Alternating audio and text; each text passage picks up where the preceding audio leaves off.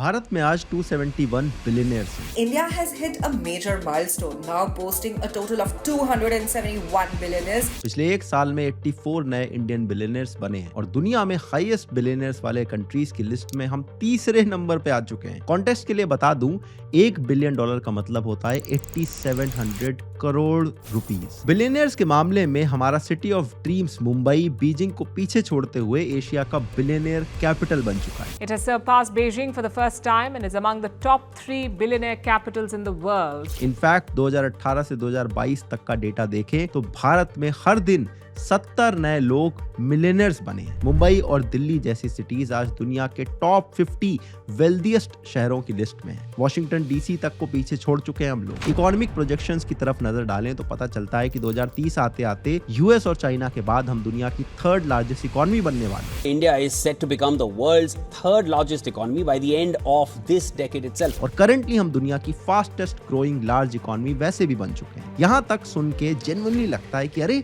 अपने देश में तो सब कुछ बढ़िया चल रहा है, चारों तरफ सिर्फ ग्रोथ ही ग्रोथ हो रही है। भारत में सब अच्छा है, सब चंगासी।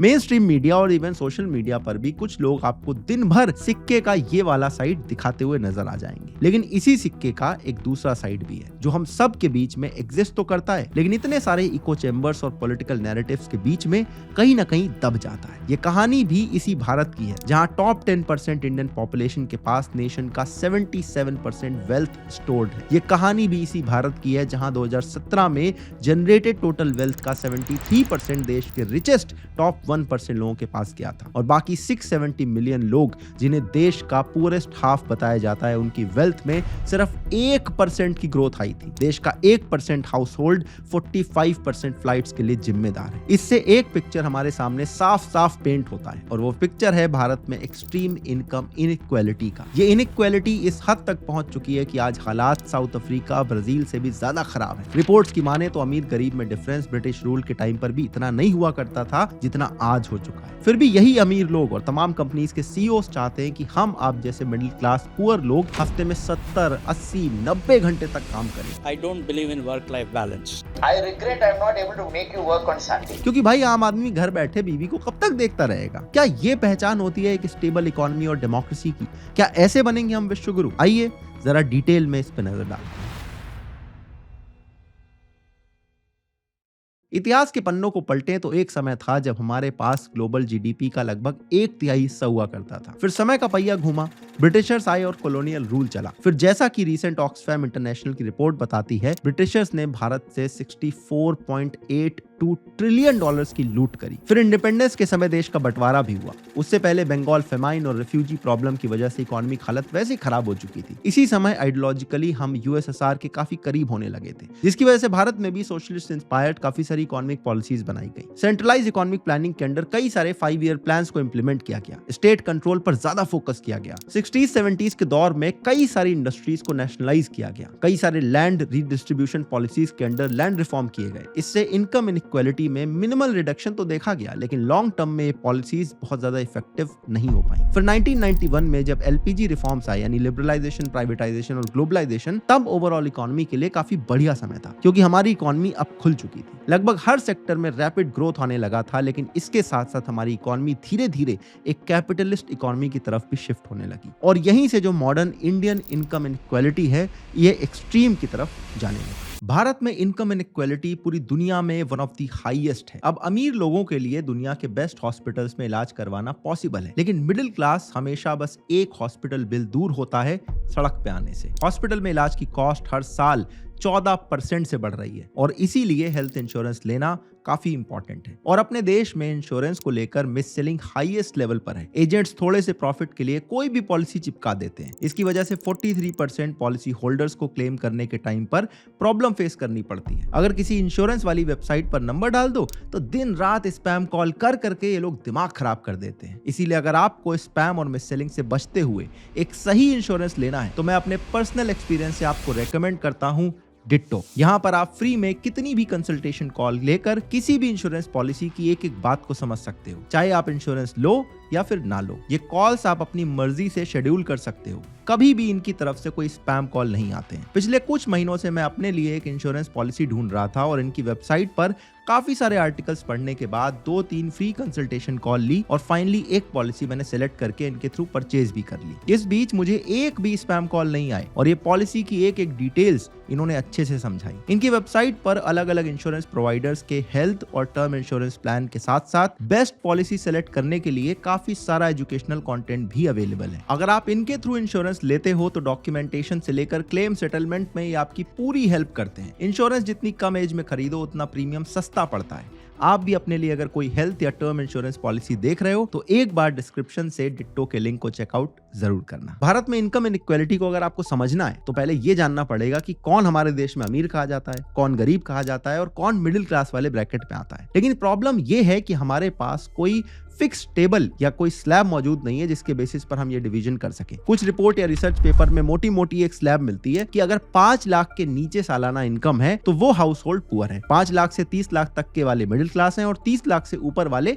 सारे लोग अमीर कैटेगरी में रखे जाते हैं। लेकिन इसमें रीजनल डिस्पैरिटी का क्या मतलब? बिहार के किसी गांव और बेंगलोर में रहने वाले सालाना 10 लाख कमाने वाले लोगों की जो लाइफस्टाइल है उसमें जमीन आसमान का फर्क आ जाता है। सिमिलरली जितनी भी इनकम है सारी फैमिली इनकम है, लेकिन किसी की फैमिली में 3 लोग हैं, किसी में 8 या 10 लोग हैं, तो वहां पर भी कैसे आप दोनों को कंपेयर करोगे? इसीलिए इस बात को अगर ऐसे समझें कि जो लोग दिहाड़ी मजदूर हैं या फिर स्मॉल फार्मर्स हैं, स्ट्रीट वेंडर्स हैं, जो रोजमर्रा की जरूरतों के लिए स्ट्रगल करते हैं, जिनके पास कोई सेविंग नहीं होती, रोज की कमाई से रोज का घर चलता है, इनको आप पुअर की कैटेगरी में रख सकते हो। फिर वो जो लोग सैलरीड एम्प्लॉइज हैं, स्मॉल बिजनेस ओनर्स हैं, गवर्नमेंट वर्कर्स हैं, जिनके पास डेली नेसेसिटीज को कंफर्टेबली अफोर्ड करने के बाद भी ट्रैवल, एंटरटेनमेंट या स्मॉल स्केल लग्जरी आइटम के पैसे खर्च करने की सहूलियत रहती है, जिनके पास स्मॉल प्रॉपर्टीज हैं, मॉडरेट सेविंग या इन्वेस्टमेंट्स हैं, इनको आप मिडिल क्लास की कैटेगरी में डाल सकते हो। और finally large business owners, high ranking corporate executive, वो रियल एस्टेट टाइकून्स वगैरह जो लोग हैं, फ्लैशी लाइफस्टाइल, महंगी गाड़ियां, Bangalore, significant net worth, multiple properties, इनको आप लोग रिच कैटेगरी में डाल सकते हो। अब जो लोग रिच की कैटेगरी में आते हैं इसमें हम सबको पता है क्या चलता है। टैक्स बचाने की लोग पूरी कोशिश करते हैं। कोई एग्रीकल्चरिस्ट बन के फार्मलैंड खरीद लेता है, कोई प्रोडक्शन हाउस के नाम पर फ्लैट ले लेता है। इनकी बड़ी बड़ी शादियों में करोड़ों की गिफ्ट पर भी 0 टैक्स लगता है। बीसीसीआई जैसी मेजर ऑर्गेनाइजेशन जो आईपीएल के थ्रू हजारों करोड़ का मुनाफा कमाती है लेकिन इनकम टैक्स में 1 पैसा भी नहीं देती, क्योंकि ये तो एक चैरिटेबल ऑर्गेनाइजेशन की तरह रजिस्टर्ड है। इनके बड़े बड़े लॉयर्स और लीगली टैक्स इवेट करने का नतीजा ये है कि आज देश के 10% रिचेस्ट लोगों के पास 77% वेल्थ है, लेकिन ये लोग टोटल कलेक्टेड जीएसटी का सिर्फ 3% कंट्रीब्यूट करते हैं, जबकि बॉटम के 50% लोग 6 गुना ज्यादा इनडायरेक्ट टैक्स पे कर रहे हैं। विजय माल्या और नीरव मोदी जैसे लोग करोड़ों का लोन लेकर विदेश निकल जाते हैं। जो यहाँ पर भी रह रहे हैं उन्होंने भी अपने बहुत सारे billions of dollars tax haven countries में छिपा रखे हैं, जो अलग अलग पेपर्स में निकल के सामने आते हैं। पैसा, पावर, रीच अनलिमिटेड है, तो गवर्नमेंट भी इनको अच्छे से ट्रीट करती है। 2019 में आप देखो कॉर्पोरेट टैक्स को 30% से घटा के 22% कर दिया गया था। बावजूद उसके ना तो एम्प्लॉयमेंट में कोई खास इजाफा हुआ और ना ही एम्प्लॉयज की सैलरीज में। अंबानी, टाटा, बिरला, जिंदल जैसे जो मल्टी जनरेशनल कॉन्ग्लोमरेट्स हैं जो सालों से टॉप पर बने हुए हैं, ये लोग दिन ब दिन और अमीर होते जा रहे हैं। उधर लोअर इनकम क्लासेस के लिए फ्री की रेवड़ियां बांटी जा रही हैं। हर 6 महीने 9 महीने में कहीं ना कहीं इलेक्शन चलता है, तो खटाखट वाली फ्रीबीज के साथ में लोग खीर भंडार, लाडली बहना, लाडकी बहन जैसी स्कीम के नाम पर खूब पैसे और सब्सिडीज बांटे जाते हैं। वैसे इस पर हमने ऑलरेडी एक अलग से वीडियो बनाया, आप चाहो तो जाके देख सकते हो। इसके अलावा फ्री का राशन, बिजली, पानी, गैस, ये सब तो नॉर्मल हो चुका है। इससे quality of life significantly improve भले ना हो, लेकिन वेलफेयर स्कीम के नाम पर एटलीस्ट जो लोअर इनकम कैटेगरी के लोग हैं उनको कुछ ना कुछ इकोनॉमिक कुशन जरूर मिल जाता है। और अंत में आता है मिडिल क्लास, न घर का न घाट का। एकदम गन्ने जैसी स्थिति हो चुकी है कि जूसर में एकदम जो लास्ट राउंड में सूखा गन्ना डाला जाता है ना, जिसमें नींबू फंसा के मरोड़ के डाला जाता है, बस उसी कंडीशन में पहुंच चुके हैं। भारत में सिर्फ 2 से 3% अडल्ट पॉपुलेशन है जो इनकम टैक्स देती है, जिसमें मेजॉरिटी लोग मिडिल क्लास वाले। अभी इसमें रिसेंट बजट में जो चेंजेस हुए हैं इस पे मैं आगे आऊंगा। लेकिन जीएसटी जैसे रिग्रेसिव टैक्स का बर्डन भी इसी क्लास को सबसे ज्यादा झेलना पड़ता है, क्योंकि एसेंशियल कमोडिटीज अफोर्ड करने के बाद ट्रैवल, एंटरटेनमेंट या थोड़ा बहुत लग्जरी की तरह अगर आप देखो तो हर चीज पे हाई जीएसटी है। Telecom, banking, insurance, health care, even education services जैसे कोचिंग क्लासेस या ऑनलाइन क्लासेस पर भी 18% जीएसटी लगता है। पर कैपिटा इनकम के मामले में यूएस को अगर आप देखो हमसे वो 35 गुना आगे है, चाइना हमसे 6 गुना आगे है, लेकिन पेट्रोल और डीजल के पैसे हम लोग ज्यादा भर रहे हैं। इसके ऊपर अगर आप टियर 2 या टियर 3 एरिया से बिलोंग करते हो और मिडिल क्लास हो, फिर ना तो देश के बेस्ट एजुकेशन इंस्टीट्यूट आपको मिलेंगे,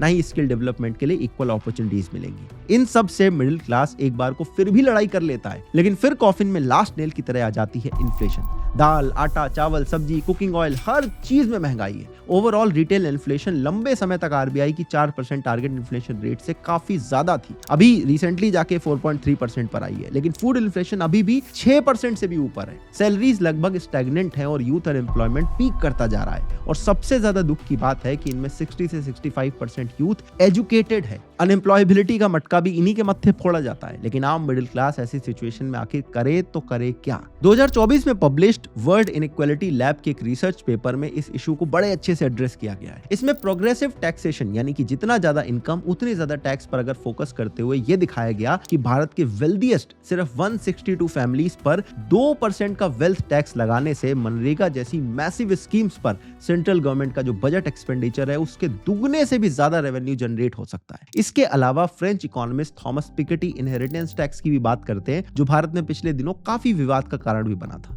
2025 के बजट से पहले जो इकोनॉमिक सर्वे रिलीज किया गया उसमें बताया गया था कि पिछले फाइनेंशियल ईयर में कॉर्पोरेट प्रॉफिटेबिलिटी पिछले 15 सालों में हाईएस्ट थी, लेकिन इसी दौरान एम्प्लॉयमेंट सिर्फ 1.5% बढ़ा है। आसान भाषा में कहें तो बड़ी बड़ी कंपनीज अंधा पैसा छाप रही हैं, लेकिन इसका जरा सा भी बेनिफिट उनके खुद के एम्प्लॉयज तक नहीं पहुंच रहा है। इस चार्ट को देखिए, टीसीएस, इन्फोसिस, विप्रो, एचसीएल जैसी जो मेजर आईटी कंपनीज हैं, पिछले एक डेकेड में इनकी सीईओ की जो सैलरी है वो 1500% से बढ़ी है, लेकिन फ्रेशर्स को पिछले 10 साल में भी 40 से 45% इंक्रीमेंट ही मिला है। This needs to change. वैसे ही हमारे देश में गवर्नमेंट जॉब्स को ओवर ग्लोरीफाई किया जाता है। टियर 2, टियर 3 सिटीज में हर साल पता नहीं कितने सारे लोग इस चक्कर में अपने 20s और 30s की लाइफ को खराब करते हैं। फिर अगर प्राइवेट सेक्टर में सैलरीज की ये हालत रहती है और ऊपर से हफ्ते में 70 घंटे और 90 घंटे काम की बातें बोली जाती हैं, so this will only make things even worse.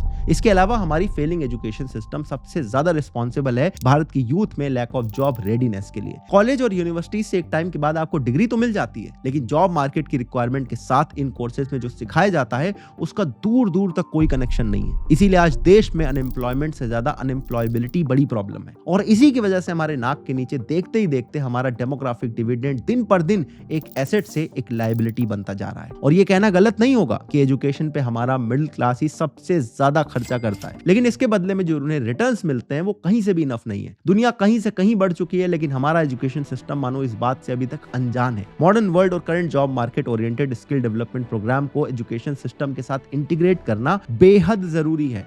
Otherwise 8-10 साल बाद हम फिर से बोल रहे होंगे कि जो मॉडर्न एआई वाली ट्रेन आई थी हम उससे भी पीछे छूट गए। इस मामले में रीसेंट बजट में एक पॉजिटिव स्टेप है। पहले जहां 7 लाख की इनकम तक इनकम टैक्स नहीं लगता था, वो बढ़ के 12 लाख हो चुकी, और जो ऊपर की भी स्लैब्स हैं उनमें भी ठीक ठाक रिबेट देने की कोशिश की गई, जिसका सीधा सीधा फायदा मिडिल क्लास को पहुंचेगा। लोगों के पास पैसा ज्यादा होगा तो कंज्यूमर स्पेंडिंग अपने आप ग्रो करेगी, जिससे consumer goods, automobile, travel, entertainment, real estate, इन सब में मिडिल क्लास काफी कॉन्ट्रीब्यूट करेगा, जिससे अल्टीमेटली जो मिडिल क्लास हाउस होल्ड की फाइनेंशियल बर्डन है वो कम होने के साथ साथ जो क्वालिटी ऑफ लाइफ है वो भी थोड़ी सी बढ़ेगी। लेकिन एक बिटर ट्रुथ ये भी है कि इनइक्वालिटी को कभी पूरी तरह से खत्म नहीं किया जा सकता। लोगों के पास कितना भी पैसा आ जाए, कुछ लोग हमेशा टॉप पे रहेंगे और कुछ लोग हमेशा नीचे रहेंगे। लेकिन ये कुछ मेजर्स हैं जिनके इंप्लीमेंटेशन से सिचुएशन को एटलीस्ट कुछ हद तक बेटर तो जरूर किया जा सकता है। बाकी एक मिडिल क्लास हमेशा एक हॉस्पिटल बिल दूर होता है एक लोअर क्लास में शिफ्ट होने से। तो अगर आपको भी ये नहीं भुगतना है तो डिट्टो का लिंक डिस्क्रिप्शन में अवेलेबल है। इंश्योरेंस सबके लिए जरूरी है। मेरी रिकमेंडेशन पर एक बार इनको चेकआउट जरूर करना।